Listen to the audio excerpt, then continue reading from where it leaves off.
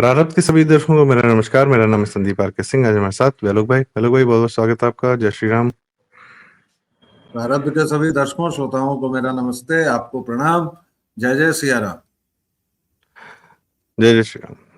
दर्शकों, आज का जो हमारा विषय है, एक सीरीज या फिल्म आ रही है मनोज वाजपेयी की, घूसखोर पंडित, और वह नेटफ्लिक्स पर आ रही है। हम लोगों ने कई बार चर्चाएं की हैं कि नेटफ्लिक्स किस प्रकार से एजेंडा फैलाता है, और चूंकि अमेरिका फंडेड है और ईसाई फंडेड है, तो वह एंटी ब्राह्मणिज्म तो उसका कोर वैल्यू है।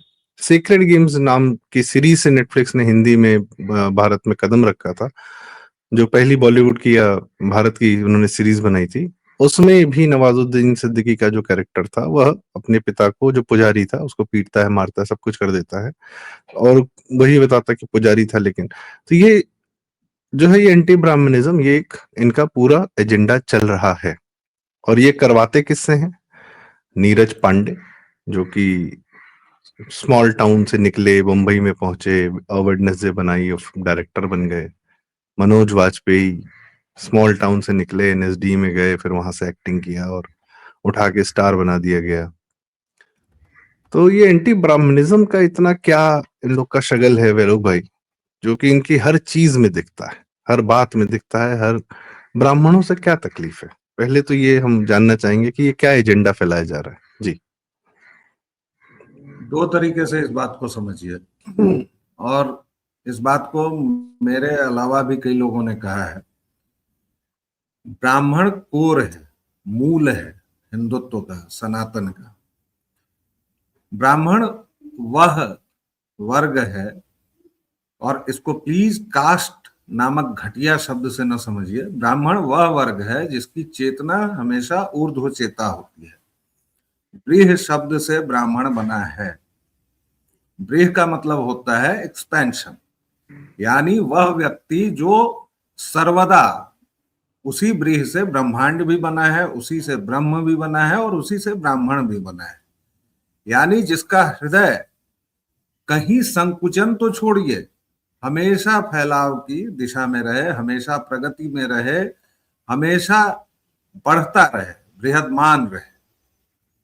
दूसरी बात,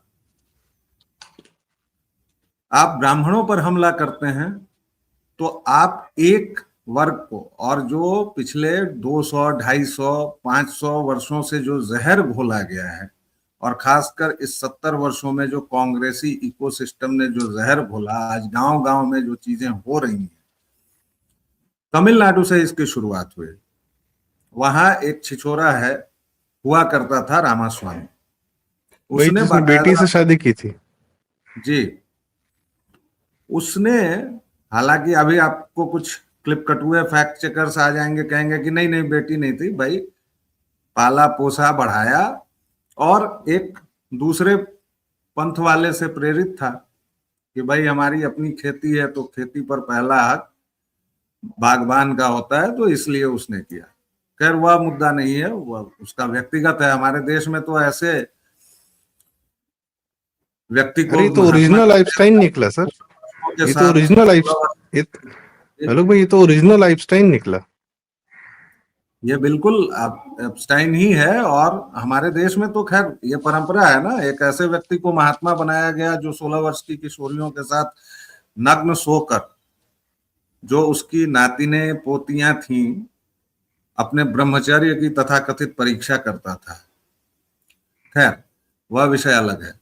हिंदुत्व पर आक्रमण करना मुश्किल है, ये बात जेवियर नाम के लुटेरे ने भी कही थी। जेवियर ने अपने मेमोयर में लिखा हुआ है कि अगर गोवा में ये सिरफिरे ब्राह्मण न होते तो मैं पूरे देश को कब का ईसाई बना चुका होता। केवल गोवा नहीं, पूरे देश को। ब्राह्मणों ने क्या किया? उन्होंने अपनी संस्कृति, अपनी परंपरा, अपने ज्ञान को मौखिक रूप में संरक्षित किया। तुम किताबें जला दोगे, जो तुम्हारी आदत है रेगिस्तानी बर्बरों और यूरोपियन लुटेरों की। तुमने नालंदा जलाया, तक्षशिला विध्वंस किया, जो सब तुम्हारे समय में आए, तुम सब, क्योंकि तुमको केवल और केवल दो चीजें समझ में आती थी, धन और स्त्री।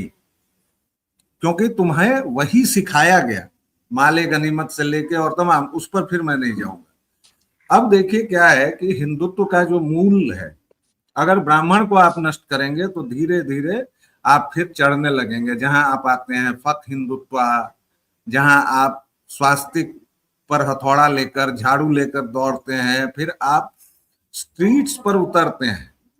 यूजीसी का कानून यूजीसी ने बनाया, सुप्रीम कोर्ट ने स्टे लगाया है, रद्द भी नहीं किया है, लेकिन जहर इतना ज्यादा है कि एक राष्ट्रीय दल तो खैर वो नहीं है, लेकिन एक बड़े दल की प्रवक्ता कहती है कि सवर्णों को फंसाया जाना चाहिए क्योंकि उन्होंने 5000 सालों से हम पर अत्याचार किए हैं। ठीक भाई, इस तरह की खुलेआम धमकी दे रही है और वो प्रवक्ता बनी हुई है, उसको अभी तक उठाकर जेल के भीतर नहीं डाला गया, उसके ऊपर 50 मुकदमे नहीं हुए। ये होता है हिंदुत्व, और ये जनेऊ है मेरा, और मैं इनके मक्का मदीना जेएनयू से पढ़ा लिखा हूं। अभी तिलक नहीं है, तिलक भी लगाता था। मुझे प्रिया सिनेमा में वॉशरूम में किस निगाह से देखा जाता था, मुझे मेरे क्लासरूम में किस तरह से खड़ा कर जलील किया जाता था, ये सब याद है। और उसी का कुपरिणाम है कि आज अगर कोई भी किसी भी वर्ग का कैमरामैन या एंकर जाता है तो उसे कहा जाता है ये पहन के, ये लगा के तुम अपना एजेंडा पूरा करने आए हो। एक आखिरी वाक्य फिर आपकी बात लेता हूं। जे साईं दीपक ने इस पर बड़ा अच्छा वक्तव्य दिया था एक बार कि क्यों तमिलनाडु में सबसे पहले ब्राह्मणों को क्यों निशाना बनाया जाता है, सबसे ज्यादा क्यों बनाया जाता है। इसलिए कि वो कोर है। पारिवारिक मूल्यों को क्यों निशाना बनाया जा रहा है, क्योंकि हिंदुत्व का मूल है परिवार। परिवार, समाज, देश, राष्ट्र, विश्व, ऐसे हमारी यात्रा चलती है जी। सबसे पहले एक डिस्क्लेमर दे दूं, प्रिया सिनेमा दर्शकों कोई मतलब आम सिनेमा नहीं है। वो दिल्ली का one of the most posh area में, वसंत विहार में, उसमें जो है, और भारत के जो बहुत बड़े मालिक हैं पीवीआर चेन्स के, अजय बिजली, वो उनका पहला सिनेमा था। ठीक है, तो बहुत पॉश है। मल्टीप्लेक्स, पहला मल्टीप्लेक्स। नहीं, पीवीआर मल्टीप्लेक्स, हाँ, पहला मल्टीप्लेक्स तो अजय बिजली ने बनाया था, वो अनुपम वाला था। पीवीआर इनका सिंगल स्क्रीन था, लेकिन हाँ, इनका सबसे पॉश एरिया था।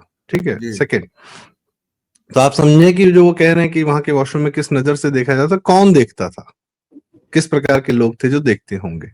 और दिल्ली का टॉप मोस्ट एलीट वहां जाता है फिल्में देखने, टॉप मोस्ट। सेकंड, जहां पर बात होती है इसकी, क्या कहते हैं कि लोग जो हैं ब्राह्मणों को निशाना क्यों बना रहे हैं, तो आपके पुजारी जो हैं घर के, किसी के भी घर के, हर घर के एक पुजारी होते हैं। शादी ब्याह का कार्यक्रम, बच्चों के कार्यक्रम, या साल में सत्यनारायण जी की कथा, या यह सब, तो आपके परिवार को हिंदू होने का भाव जो हर कुछ दिन पर या कुछ पर त्योहार में, कहीं पे पूजा पाठ में, सत्यनारायण जी की कथा या भागवत या सब कुछ, यह सब हमारे पुजारियों के माध्यम से होता है। और लोगों को पुजारियों की समय हालत देखनी चाहिए। हमारे पूरे हिंदू समाज का यदि कोई वाकई में वंचित, शोषित समाज है, वो है ब्राह्मण पुजारी वर्ग। लोगों के पास शादियों में खर्चा करने के लिए बहुत कुछ होता है। शादियों में हवन के समय वो क्या, किस तरीके से, यही फिल्मों ने जो है दिमाग में भरा है कि पंडित पंडित, ये पंडित, यह भी एक स्लैंग है, या किसी ने यूज कर लिया, जो भी है। नेहरू को बोलने में पंडित निकलता है, नेहरू को बहुत सम्मान देना है, एक्सीडेंटल हिंदू को। लेकिन जब समाज के, हिंदू समाज के जो एक्चुअली जो जो अगर हिंदू समाज एक माला है, तो यह ब्राह्मण धागा है। यह बांध कर रखता है, मर्यादित रखता है, संस्कारित रखता है, उपनयन करता है बच्चों का, पहला अन्न खिलाता है, या जो भी ये सारे कार्य हैं। जब हिंदू समाज ब्रह्म से या डिविनिटी से मिलने का कार्यक्रम करता है, उसमें ये मौलाना और पास्टर टाइप ये नहीं बांटते कि तुम स्वर्ग जाओगे, तुम नरक जाओगे। ये सब हमारे पुजारियों का कार्य नहीं है, बहुत अलग है इनके कार्य। इनको उनसे कृपया न जोड़े। पुजारी समाज को नियंत्रित नहीं करता, वह सिर्फ आपको हिंदू होने का भाव सदैव देता रहता है। That's it. तो और ब्राह्मण जो आपने बताया, ब्राह्मण जो आपने कहा वृहद, कि हृदय जिसका विशाल हो, मैं तो कहता हूँ जिसका मस्तिष्क खुला, जो ज्ञान लेना और ज्ञान देने की प्रवृत्ति रखता हो वह ब्राह्मण है। और ज्ञान लेना और ज्ञान देना, वो उसका दिमाग बंद नहीं होता, वो नई नई किताबें लिखता है, पुराने शास्त्रों को भी धता बता देता है कि हाँ चलो इसमें कुछ गलत लिखा है, फिर नई किताब लिखता है। तो ज्ञान परंपरा तो वह सतत बनाए रखता है, ये धारा बहती रहे। भाई वो पूरी नई सृष्टि खड़ी कर देता है। अगर उसको चुनौती दी जाए तो वो विश्वामित्र की तरह किसी को स्वर्ग भेजने पर आमादा होकर इंद्र के सिंहासन को हिला देता है। और विश्वामित्र आज के हिसाब से ठाकुर थे। चलिए एक ब्राह्मणवादी क्विज करते हैं। मुझे ये बताइए दर्शकों, हमारे कौन से देवता ब्राह्मण हैं? दशावतार में आ जाइए भाई। दशावतार में शुरू के 4 अवतार तो बाली मनुष्य ही नहीं है। जो वामन अवतार, वामन अवतार, वामन अवतार नहीं चलेगा। और उस हिसाब से आप विष्णु की भी जाति तय कर देंगे। विष्णु तो ब्राह्मण नहीं है। अधिक से अधिक आप ब्रह्मा तक पहुंच सकते हैं हमारे देवताओं में, और परशुराम को दशावतार में कह सकते हैं। लेकिन परशुराम तो बेचारे स्वयं बहिष्कृत हैं। फरसा से जाके केरल में बनाए हैं नई जगह।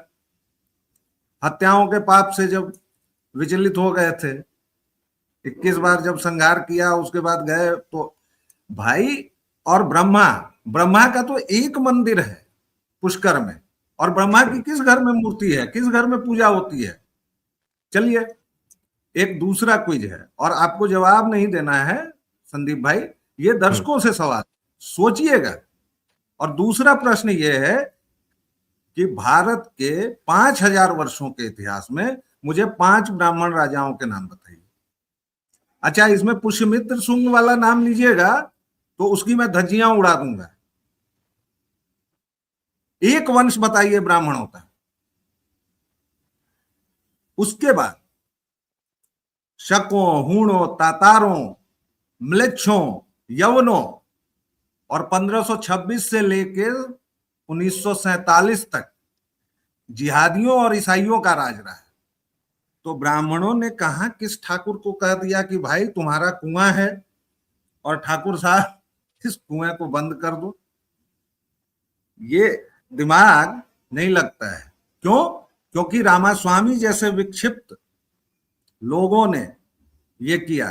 क्योंकि गांधीवादियों ने इस देश का पहला नरसंहार किया, चित्पावन ब्राह्मणों का। आज भी चले जाइए, इंदौर से लेके लगायत आप पूरे महाराष्ट्र के इलाके 10,000 से ज्यादा लोग मारे गए थे, और पहली बार वोटर लिस्ट लेकर लोगों ने मारा था, चुन चुन के। और कहीं कोई चर्चा तक नहीं है।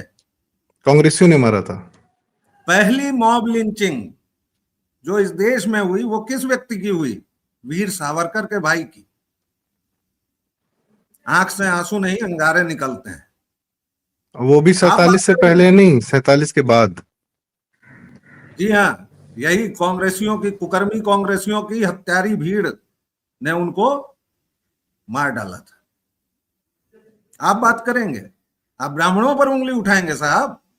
और ठाकुर का कुआं, कौन सा कुआं है भाई? इस देश में शासकों के नाम मैं गिनाऊं? एक बात सबसे महत्वपूर्ण बात आती है, SC ST OBC बना रखा है। सबसे ज्यादा राजा जो है, अरे आज के जो ओबीसी हैं वो 47 में सबसे ज्यादा राजा खानदान के वही लोग थे, तो उनको छोड़ देते हैं। 500 रियासतों ने, जिसने भारत में विलय होकर भारत बनाया, वो रियासतें। तो ये सारे के सारे क्रिप्टो क्रिश्चियंस जिहादी हो चुके हैं भाई। ये नाम केवल हिंदू है इनका। यस।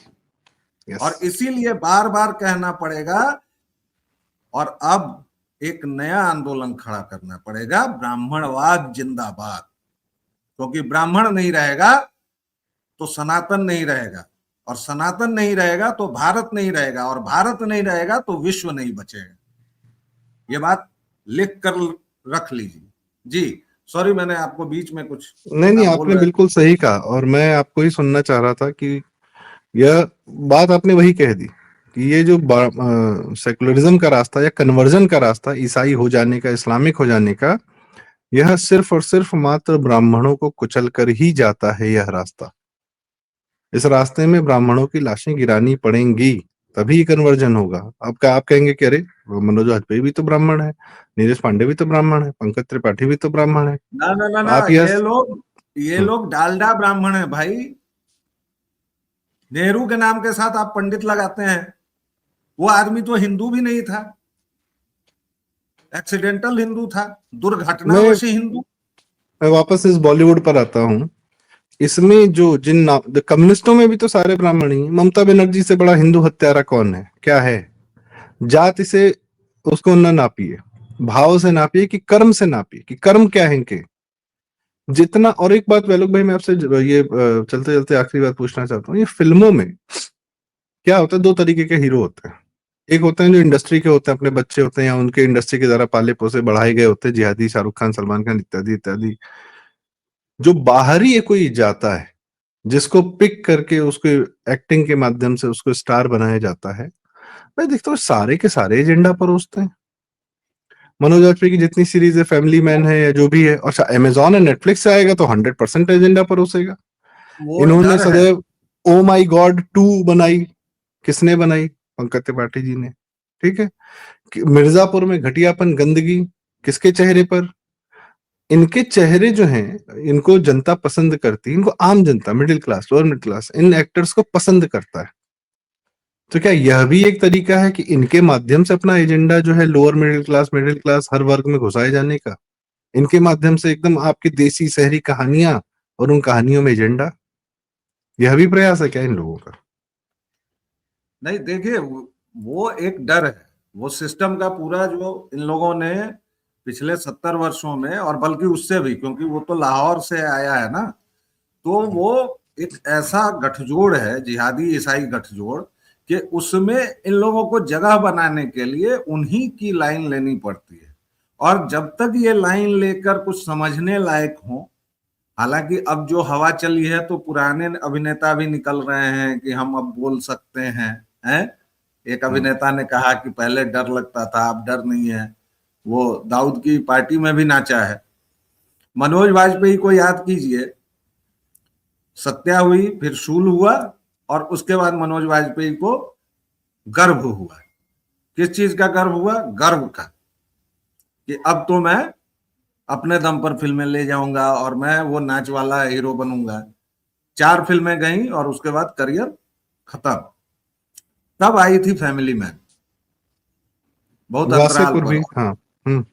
और मेनली तो करियर उससे चल रहा फिर है आजकल, अमेजॉन और नेटफ्लिक्स ही इन लोग का करियर चला रहे हैं, वरना है नहीं इन लोग के पास कुछ। और उससे फिर वसेपुर के बारे में उसको जबरन कल्ट बना दिया गया, जो कई अमेरिकी घटिया फिल्मों का घटिया प्रस्तुतिकरण है। ठीक है, समझ में आ गया। लेकिन उसके बावजूद मनोज वाजपेयी को फिल्मों में उतनी तवज्जो नहीं मिल रही थी, क्योंकि वो मेन स्ट्रीम में नहीं थे। फिर उनका पुनर्जन्म असल में हुआ है फैमिली मैन से। तो भाई लाइन तो करोगे। अब आप उस छिछोरे करण जौहर की फिल्म में अगर काम करना चाहते हो, 36 करोड़ 5,000 करोड़ का तो वो मालिक है, तो आपको वो खोना ही पड़ेगा, आपको छिछोरा होना ही पड़ेगा, आपको एफिमिनेट होना ही पड़ेगा। और ये सब शब्द जब मैं कहूंगा तो कहा जाएगा कि एफिमिनेट होना कौन? मेट्रोसेक्सुअल को इन लोगों ने बड़ा अच्छा शब्द दे दिया कि मेट्रोसेक्सुअल है। क्यों है भाई? सैफ अली खान अरे पुरुष पुरुष मेट्रोसेक्सुअल है, के। स्त्री स्त्री है, मेट्रोसेक्सुअल का होता है जी। उसके बाद इन लोगों ने गंदगी की सारी हदें पार की। और चूंकि ये लोग अमेरिकी मल और विष्ठा खाने में उस्ताद हैं, तो फिल्मों में भी वही खाते हैं। इतनी सी बात है। तो ये डर भी है और आगे का अपना भविष्य निर्माण भी है। वो त्रिपाठी का आपने नहीं नाम लिया, क्या नाम है? पंकज त्रिपाठी। पंकज। इनको अगर कोई ब्राह्मण कहता है, जो व्यक्ति अपने पिता की मौत के बाद बाल भी नहीं मुड़वाता है, तो फिर भैया उसको बलिहारी है, प्रणाम है। अब तुरंत नीचे में कोई आएगा कि नरेंद्र मोदी भी तो नहीं किए थे। धर्मशास्त्र का इतिहास पढ़ते हैं, जानते हैं कभी? 3 तरह के लोगों को छूट है शौच क्रिया से, क्षार कर्म से, और उसमें देश का राजा भी होता है। लोकतंत्र है, आप राजा कहें ना कहें, प्रधानमंत्री ये देश का सबसे शक्तिशाली आदमी है। नहीं, वो उसको सन्यासी भी रहा है तेरह ना। उन्होंने तो छोड़ दिया सन्यासी था भी रहे परिवार। हैं, सन्यासी भी रहे हैं। तो आप हर एक चीज को गुणा भाग करके, चूंकि इस देश में देखिए मुहावरेबाजी बहुत होती है, शोर बहुत होता है, तथ्य और तर्क दबा दिए जाते हैं, इसीलिए ब्राह्मणवाद जिंदाबाद मुर्दाबाद, इसीलिए फक हिंदुत्व। जिस दिन हिंदुत्व चला जाएगा उस दिन इन सुअरों का क्या हाल होगा, कैसे इनका आखेट किया जाएगा, ये इनके बौद्धिक पूर्वज जोगेंद्र नाथ मंडल कह चुके हैं, लिख जी चुके हैं, वापस आ जी चुके हैं, लेकिन इन मूर्खों को समझ में नहीं आती है बात। जी आएगी, जी जब सब कुछ जल चुका रहेगा तो आएगी बात जी। समझ में। तो वैलोक भाई, बहुत बहुत धन्यवाद, आपने ब्राह्मणवाद पर इतनी शानदार बात कही। और अक्सर कोई कहता नहीं है, इतना ज्यादा इसको टैबू बना दिया गया है, कितना आवश्यक है ये हमारे समाज के लिए। दर्शकों, पतंग उड़ती है, लोग पतंग उड़ाते हैं, पतंग बहुत दूर तक जाती है, वो जिस डोर से बंधी होती है, जो हिंदू समाज है ना, वो बहुत ऊंची उड़ान भरेगा, पर वो जिस डोर से बंध कर, मर्यादित होकर, आराम से वापस, पतंग सिर्फ उड़ाने के लिए डोर नहीं होती है, उस पतंग को सुरक्षित घर की छत पर उतारने के लिए भी वो पतंग होती है, कि शाम को जब अंधेरा हो जाए तो घर आ जाओ आराम से, सुरक्षित होता है घर, यही होता है, सुरक्षा देता है, शांति देता है, नींद देता है। तो वह डोर ब्राह्मण है हिंदू समाज के लिए। और यह डोर जब टूटती है ना, तो ये समाज सड़क पर जाकर गिरता है, जिसको या तो इस्लामिक लोग लूटते हैं या क्रिश्चियन नोचते हैं। कटी हुई पतंगों का कोई घर नहीं होता, उन्हीं का घर होता है अपना। धरती होती है, अपनी भूमि होती है, इज्जत होती है, मान होता है, सम्मान होता है, प्यार होता है। आप सोचिए कि लूटी हुई पतंगों के साथ लोग क्या करते हैं, और खरीदी हुई पतंगों के साथ, ये जो बनाते हैं उसके साथ क्या व्यवहार करते हैं। है तो पतंगे। एप्स्टाइन देख लीजिए, दुनिया में किसी को देख लीजिए, वो आपको क्यों हिंदू धर्म को क्यों हटाना चाहते हैं। अभी कल एक क्या कहते हैं, कल एक बड़ा शानदार सुंदर वीडियो आया कि केरल में एक बाबा है, नागा बाबा, वो लोगों को आशीर्वाद दे रहे हैं। केरल में महाकुंभ कुंभ हो रहा है इस समय, 250 साल बाद रिवाइव हुआ है। तो वह सबको आशीर्वाद देने, एक छोटी बच्ची आती है, वह उस बच्ची को आशीर्वाद नहीं देते हैं, उस बच्ची से कहते हैं आप मुझे आशीर्वाद दो, और बच्ची उनको आशीर्वाद देती है। और वो प्रणाम करते हैं छोटी बच्ची को, 7-8 साल की थी। तो बात यह है कि हमारे यहाँ इस तरीके से बच्चों की इज्जत, या जो ये मर्यादाएं हैं ना, ये जो संस्कार है, यह ब्राह्मणत्व जिंदा रखता है। और यही जो है इन इन व्यभिचारियों को नहीं चाहिए। इनके यहाँ जिसको देखो, अब इस्लामिक हो, क्रिश्चियंस हो, पेडोफिल हो, या आपके चर्च वाले हो, कोई हो, जिसको देखो बच्चियों के साथ, किसको छोड़ देते हैं लोग अपने व्यभिचार के लिए। किसी देश को नहीं छोड़ते, प्रकृति को नहीं छोड़ते। कोई वेनेजुएला का तेल लूट रहा है, कोई ईरान के जानवरों तेल को के लिए नहीं बम मार छोड़ते दे रहा है, भाई, कोई इराक के तेल के लिए बम मार दे रहा है। पागलपन अरे की इंतहा है। जानवरों को नहीं छोड़ते संदीप भाई, बकरीबाज हाँ, होते हैं। पाकिस्तान में डॉल्फिन्स को, मतलब मैं बता रहा हूँ कि डॉल्फिन है, बकरियां हैं, गाय, मतलब अभी फिर पकड़ा है कुछ इस तरीके से करते हुए। प्रकृति के साथ नहीं रहना है, प्रकृति का शोषण करना है। और उस प्रकृति का शोषण करने की राह में जो सबसे बड़ा रोड़ा है, वह है ब्राह्मण, जो एक समाज को ये बताता है कि प्रकृति के साथ रहा जाता है। तो प्रकृति के मानते हुए, उसकी आराधना करते हुए, आप भी प्रकृति का हिस्सा हैं, यह ब्राह्मण बताता है हमें। ब्राह्मण मतलब ज्ञानवान आदमी। और यह इसी पर इन्हें हमला करना है, ताकि इनका शोषण, ये जो शोषण करना चाहते हैं, उसकी राह में रोड़ा है। तो ये समझना बड़ा आवश्यक है, और उसके लिए हमारे ही लोगों का इस्तेमाल कर लेते हैं। सबसे बड़ा तो दुख यही है, कष्ट यही है। तो इसी के साथ पहले को बहुत बहुत धन्यवाद, आपने हमें समय दिया, इतनी अच्छी जानकारी दी, बहुत आवश्यक बात कही। मैं चाहूंगा दर्शकों से कि यह बात मुझे तो बहुत उचित लगी, सही लगी। अगर आपको भी उचित लगी तो कृपया इसे लाइव वीडियो लाइक करें, शेयर करें। आपके माध्यम से इस बात का दूर जाना बहुत आवश्यक है। और कमेंट्स में अपनी राय हमें जरूर बताएं, और चैनल जरूर सब्सक्राइब करें। वैलोक भाई, वैलोक वाणी, प्रारब्ध प्रारब्ध, सबका साझा, सबका परिवार। बहुत बहुत धन्यवाद। नमस्कार। जय श्री राम। जय जय सिया राम। ब्राह्मणवाद जिंदाबाद। ब्राह्मणवाद जिंदाबाद।